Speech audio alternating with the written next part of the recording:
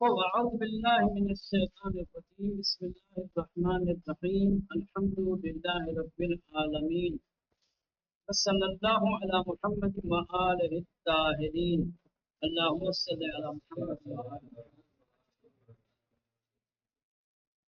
خوف سورہ انفال کی 7 نمبر کی اور اس کے بعد کی آیتوں کی تفسیر کو زیادہ واضح کرنے کے لیے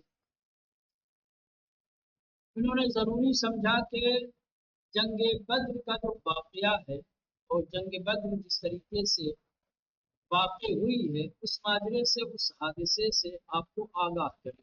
جب تک کہ آپ کو جنگ بدر کے مکمل اور مفصل واقعے سے آگاہی نہیں ہوگی، ٹھیک، آیات کی تفسیر آپ کے لیے مشکل ہوگی. تو چونکہ سورہ انفال کی 6 آیت کے بعد کی آیتوں کی تفسیر بیان کرنا چاہتے ہیں اور تفسیر کو سہل اور آسان بنانے کے لیے ان کے لیے ضروری تھا کہ جنگ بدر کے واقعے کو تفصیل کے ساتھ بیان کریں تاکہ جنگ بدر کی تفصیل سبب بنے گی، تفسیر آیات آپ کے لیے سہل و آسان ہو سکے. تو کل بتایا تھا کہ کس طریقے سے ابو سفیان کی سربراہی میں قافلہ مکے سے شام گیا ہوا تھا تجارت کے لیے. تو بڑا قافلہ تھا اور وہ تجارت انجام دے کے بہت سارے مال تجارت کے ساتھ واپس آ رہے تھے. پیغمبر کو جب خبر ملی تو پیغمبر نے اپنے ساتھیوں کو حکم دیا کہ ابو سفیان کے قافلے اور کاروان کو روکا جائے اور ان کے پاس جو مال و اموال ہے ان کا مصادرہ کر لیا جائے، انہیں ضبط کر لیا جائے. ٹھیک ہے، یہ یہاں تک پڑھا تھا.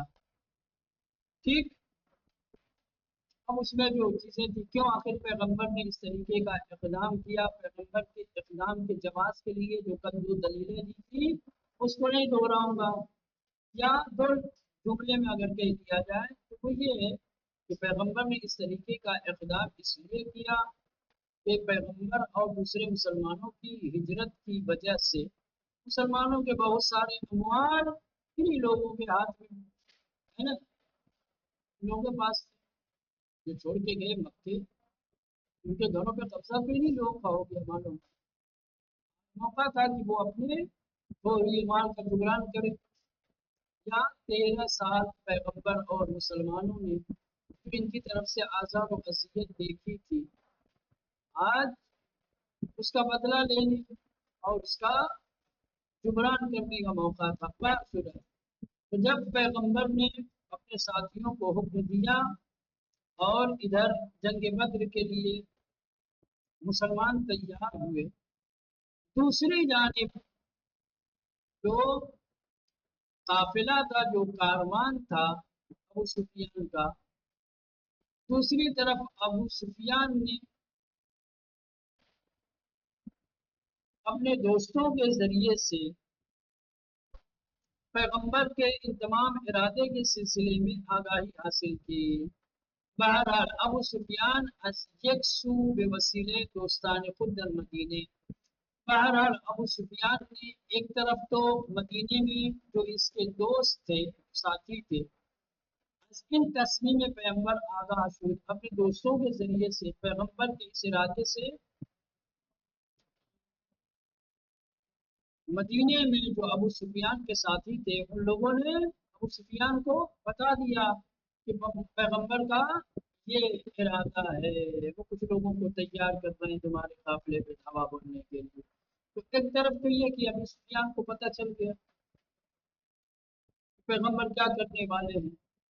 بَأَسُّوءِ دیگر چون موقع کی ان کاروان برائے آوردن معلوم تجارہ به سوی شام می رفت، نیز مورد چنین تعلق سے احتمالی قرار گرفتے بود. دوسری جانب جس وقت مکے سے یہ قافلہ شام کے لیے تجارت کے واسطے جا رہا تھا تو ابو سفیان کو اس بات کا احتمال تھا، ابو سفیان نے بھاپ لیا تھا، سمجھ لیا تھا کہ جب ہم شام سے معلوم تجارت لے کر کے آئیں گے تو ممکن ہے کہ ہمارے قافلے کے اوپر حملہ ہو جائے ہمارے اموات. تو ایک طرف ابو سفیان کے وہ اس کے دوستوں کے ذریعے سے پیغمبر کے ارادے کا علم ہو گیا. دوسری طرف جس وقت قافلہ جا رہا تھا تبھی یہ احتمال دے رہا تھا کہ ہو سکتا ہے جب ہم واپس آئیں مال تجارہ کے ساتھ تو کہیں مسلمان ہمارے اوپر ہوا نہ بولتے ہیں. قاصدی را بسرعت بمکہ فرستہ. جب اس کو یہ علم ہو گیا اور یہ احتمال بھی تھا تو اس نے کیا کیا کہ فوراً قاصد کو تیار کیا اور اسے مکہ بھیج دیا. تاجریان را بے اطلاع اہل مکے میں رسانا، تاکہ یہ قاصد جا کر کے مکے کے لوگوں کو پورا ماجرا بتائے کہ کیا ہونے والا ہے، کیا کچھ خبر ملی ہے، کس طریقے کا واقعہ اور حادثہ پیش آنے والا ہے. ابو سفیان نے فوراً ایک قاصد آمادہ کیا اور اس کو پیغام دے کر کے کہ جاؤ جا کر کے تمام اہل مکہ کو خبر کر دو، بتا دو، واقعے کی اطلاع دے دو. قاصد در حالی کے طبق توصیے ابو سفیان بینی شکر خود را دریدے بگوش آن را بریدے بقول بہتر سے ہیجان انگیز یا شتر میری ریخت و پیراہن خود را از دو طرف پارے کرتے بود و بارون سوار بر شتر نشستے بود تا توجہ ہمیں مردم را بسوی خود جلب کند. وارد مکہ شد. اچھا، جس قاصد کو ابو سفیان نے مکہ بھیجنا چاہا تھا اس کو پہلے کہا تھا کہ ایسے ہی مت چلے جانا، پہلے اپنے خود کو زخمی کرو، ہاں اپنے خود کی ناک کو توڑ پھاڑ ڈالو، سمجھ رہے ہیں، اس کے کان اور سب کاٹ دو، پوری طریقے سے اس کو زخمی کر دو تاکہ اس کے جسم کے ہر حصے سے خون بہے. اور تم بھی اپنے پیراہن کو آگے پیچھے سے ایک دم پھاڑ لو اور سیدھے اونٹ پہ نہیں بیٹھنا، الٹے اونٹ پہ بیٹھنا، ٹھیک. اور پھر مکے میں تاکہ تمہاری اس حالت کو دیکھ کر کے لوگوں کی توجہ تمہاری طرف پڑ جائے. کس حالت میں کیا ہو گیا ہے، ہر آدمی کو جستجو ہو جائے ماجرا کو جاننے کی، سمجھ گئے. تو اس طریقے کا کیا کہ قاصد درحانی کے طبق توصیے ابو سفیان، قاصد نے اس حال میں کہ ابو سفیان کی وصیت اور سفارش کے مطابق بینی شتر خود را دریدے نے اونٹ کی ناک کو پھاڑ رکھا تھا، بگوش ان کا بولدے اور اونٹ کے دونوں کان کاٹ رکھے تھے، خون بتر سے حیجان انگیزی الشتر بھی ریخت، اور بڑی بری طریقے سے اونٹ سے خون جاری تھا، خون بہ رہا تھا. پیراہن خود را از دو طرف پارے کر دے بود، اور اپنا کرتا دونوں طرف سے آگے سے بھی اور پیچھے سے بھی پھاڑے ہوئے تھا. بارون سوار بر شتر نشستے بود، اور الٹا ہو کر کے اونٹ کے اوپر بیٹھا ہوا تھا. بارونے کہتے ہیں مولانا اس کا الٹا ہوتا ہے، ٹھیک. وجہ یہ کہ اونٹ کے منہ کی طرف اپنا منہ کرے، اونٹ کے منہ کی طرف اپنی پشت کر لی اور اس کی پشت کی طرف اپنا منہ کر لیا، تو الٹا ہو کر کے بیٹھا ہوا تھا. تا توجہ ہمیں مردودا، تاکہ تمام لوگوں کی توجہ کو بسوئے خود اپنی جانب جلب کنند، کھینچ سکے. اس حال میں وارد مکہ شد، قاصد مکے میں داخل ہوا.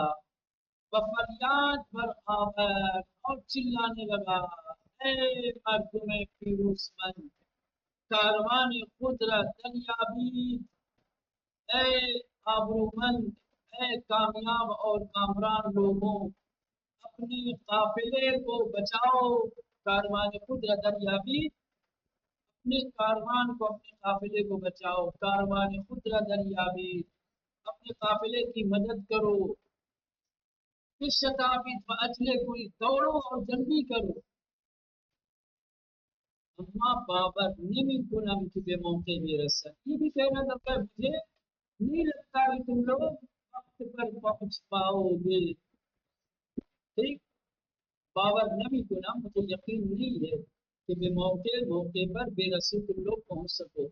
سیرا محمد و افرادی کے از دین شما خارج شدے ہیں، کیونکہ پیغمبر اور وہ لوگ جو تمہارے دین سے خارج ہو چکے ہیں، جو تمہارا دین چھوڑ چکے ہیں، برائے تعرض کے کاروان قافلے پر حملہ کرنے کے لیے از مدینے بیرون شتافتن، مدینے سے باہر نکل چکے ہیں.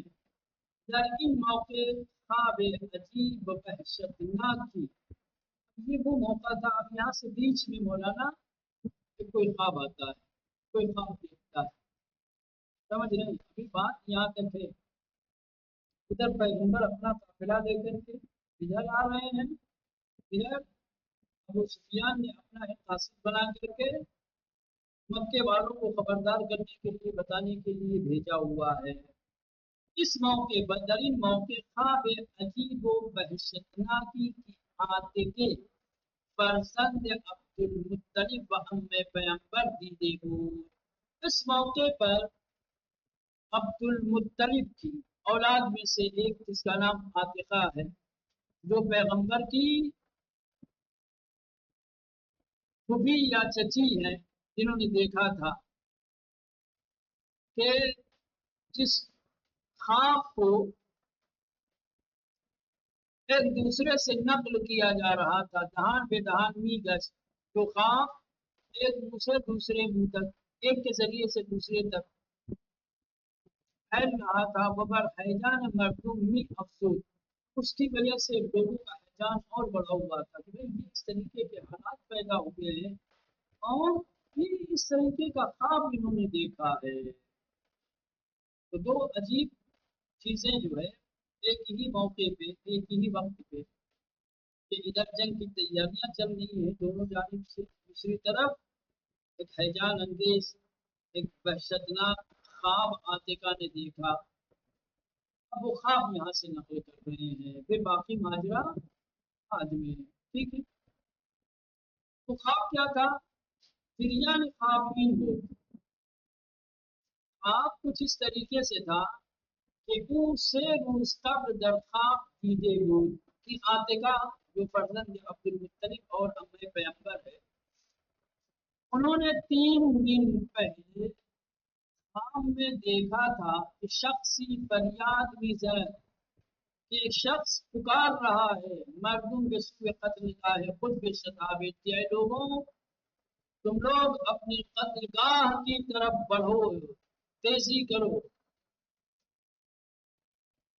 پس ان منادا برفراز کوہ ابو قبیس رفت، اور اس کے بعد ہی جو آواز دے رہا تھا، جو شخص جو کہہ رہا تھا کہ اپنے قتل گاہ کی طرف قدم بڑھاؤ، ٹھیک وہ آواز دینے والا، وہ منادی کوہ ابو قبیس کی بلندی پر گیا. وقت سنگ بزرگی را از بالا به حرکت در آورد، اور اوپر سے پتھر کے ایک بڑے ٹکڑے کو حرکت دی، ہلایا. ان قطع سنگ متلاشی شد، اور جیسے ہی اس نے ایک بڑے سے پتھر کو حرکت دی، ہلایا، وہ پتھر ٹکڑے ٹکڑے ہو گیا. بہر قسمتی اسان، اور اس پتھر کا ہر ٹکڑا، ہر حصہ بے یکی اسخانہ قریش اصابت کر، قریش کے ہر گھر سے، ایک ایک گھر سے جا کر کے ٹکرایا. ایک منادی کے خواب دیکھ رہی آتے گا کہ جیسے کوئی آواز دے رہا ہو، ایک منادی پکار رہا ہو کہ اے لوگوں تم لوگ اپنی قتل گاہ کی جانب بڑھو. اور وہ منادی آواز دیتے دیتے ابو قبیس کی پہاڑیوں پہ چڑھا، اور وہاں جانے کے بعد پتھر کا ایک بڑے ٹکڑے کو ہاتھ لگایا، اس کو ہلایا اس کی جگہ سے. جیسے ہی اس نے ہلایا اس بڑے پتھر کو، وہ پتھر ٹکڑے ٹکڑے ہو گیا، اور پھر وہاں سے وہ پتھر نیچے آیا. وہ پتھر کے ٹکڑے قریش کے تمام گھروں سے جا کر کے ٹکرائے. منیس از در مکے سیلاب خون جاری شد، اور مکے کے جو درے تھے، پہاڑیوں کے درمیان جو راستے تھے، اس سے خون جاری ہو گیا، خون کی نہر بہنے لگی۔ یہ سب خواب دیکھ رہی آتی ہے، ہنگامی کی بحثت زدے اصحاب بیدار تھے اپنی اس طریقے کا خواب دیکھ کر کے۔ عاتقہ گھبرا گئی وحشت کے ساتھ، جب خواب سے اٹھی تو بے برادرش عباس خبردار، اپنے بھائی عباس کو بتایا سارا ماجرا کہ میں نے اس طریقے کا خواب دیکھا ہے۔ ٹھیک، مردم در وحشت فرو رفتن، یہ عاتقہ کا خواب سن کر کے لوگ وحشت میں ڈوب گئے، لوگ ڈر اور خوف میں آ گئے۔ ٹھیک، عاتقہ نے بتایا اپنے چچا عباس کو، اور عباس کے ذریعے سے دوسروں تک یہ خواب کی خبر پہنچ رہی ہے، خواب بیان کیا جا رہا ہے۔ جو اس خواب کو سن رہا ہے وہی درس رہا ہے، کاپ رہا ہے، خوف زدہ ہے۔ اما ہنگامی کی داستان ان خواب پہ گوش ابو جہل رسید، لیکن جس وقت اس خواب کی داستان ابو جہل کے کان تک پہنچی، جب ابو جہل کو کسی نے بتایا کہ عاتقہ نے اس طریقے کا خواب دیکھا ہے، تو وہ ان زن پیامبر، ان زن پیامبر دومی اس کے در فرزندان عبد مطلب ظاہر شد۔ ان زن، یہ سے پڑھیں گے، ان زن پیامبر دومی اس کے، یعنی کہ یہ عورت یہ دوسری نبی اور دوسری پیغمبر ہے جو عبد مطلب کی اولاد میں ظاہر ہوئی ہے۔ گویا جیسے یہ بھی کوئی نبی ہو، ایک تو پیغمبر ہے یہ نبی، یہ خاتون جو اس طریقے کا خواب دیکھ رہی ہے اس کو بھی یہ کیا کہہ رہا ہے کہ گویا یہ بھی کوئی پیغمبر، کہنے لگا ان زن پیغمبر دومس کے، یعنی یہ عورت دوسری نبی اور دوسری پیغمبر ہے، ادھر فرزندان عبد المطلب، جو عبد المطلب کی اولاد میں ظاہر شدے، ظاہر ہوئی ہے۔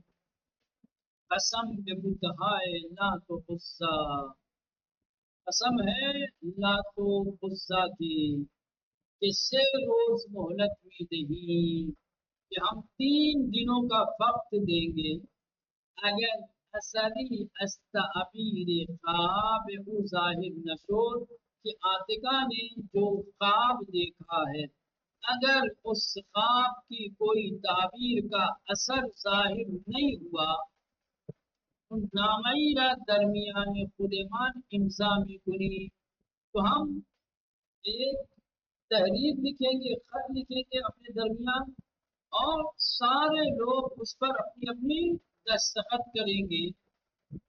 کس بات کا؟ کہ بنی ہاشم کو ترین طوائف عرب ہیں، کہ عرب کے قبیلے میں سب سے جھوٹا قبیلہ بنی ہاشم کا ہے۔ کس طریقے کا خواب دیکھ رہی ہے؟ کیا یہ بھی کوئی نبی ہے؟ جو خواب دیکھا ہے اگر اس خواب کی تعبیر ظاہر نہیں ہوئی 3 دنوں میں، تو ہم قریش کو، بنی ہاشم کو عرب کا سب سے جھوٹا قبیلہ قرار دیں گے۔ بھلے روز سوم کے از انکار گزشت، لیکن جب تیسرا دن گزر گیا، ہمون روزی بود کی فریاد قاصد ابو سفیان ہمیں مغفرہ لرزان سا، کہ وہی دن تھا کہ جس دن ابو، تیسرے دن، سمجھ رہے ہیں، یہ ادھر خواب کا دوسرا دن، تیسرا دن خواب کا گزرا ہے، تو یہ وہی دن تھا جس دن ابو سفیان کا قاصد مکے میں آ کر کے چلا رہا تھا کہ اپنے قافلے کو بچاؤ، اپنے قافلے کی مدد کرو۔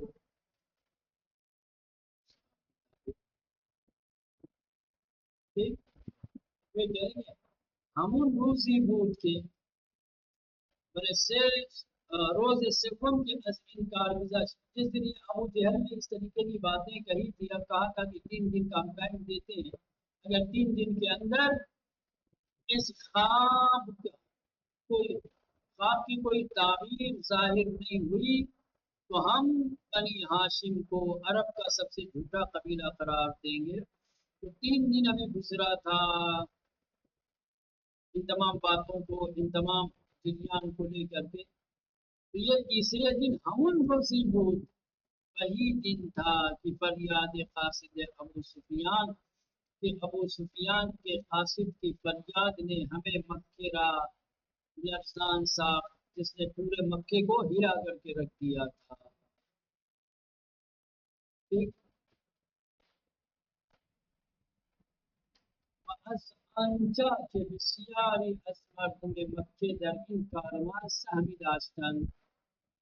اور یہ جو قافلہ تھا جو ابو سفیان کی سربراہی میں تجارت کے لیے گیا تھا، مکے کے بہت سارے لوگ اس میں حصے دار تھے. بہت سارے لوگ کیا ہے بھاگیدار تھے، شریک تھے اس قافلے کی تجارت میں. لہذا وہ تیزی کے ساتھ کیا ہے جمع ہونے لگے، قافلہ لشکر بننے لگا قافلے اور اپنے کاروان کو بچانے کے لیے. بس آنجا کی بسیاری از مردم مکہ، اور چونکہ مکے کے بہت سارے لوگ در ان کاروان اس قافلے میں سہمی داشتن، کوئی نہ کوئی بھاگیداری، کوئی نہ کوئی حصے داری رکھ رہے تھے. مردم بسرعت، لوگ بڑی تیزی کے ساتھ بسیج شدند، تیار ہو گئے. بحدود 950 نفر مرد جنگی، اور تقریباً 950 کیا ہے جنگی افراد کی جمعی از آنہا بزرگان و سرشناسان مکے بودند، کہ جس کے بیچ مکے کے بڑے بڑے سردار اور بڑے بڑے چہرے تھے. 700 700 اونٹ، و100 رأس اسب، 100 گھوڑے به حرکت در آمدن. 950 افراد، 700 اونٹ اور 100 گھوڑوں کے ساتھ لشکر بنا، اور یہ لشکر نکل پڑا. فرماندہی یہ لشکر بے عہدہ ابو جہل ہو، اور اس پورے لشکر کی جو فرماندہی کر رہا تھا، جو سردار لشکر تھا، وہ ابو جہل تھا. نکل گیا ہے، ہم بھی نکلتے ہیں کل انشاءاللہ دیکھا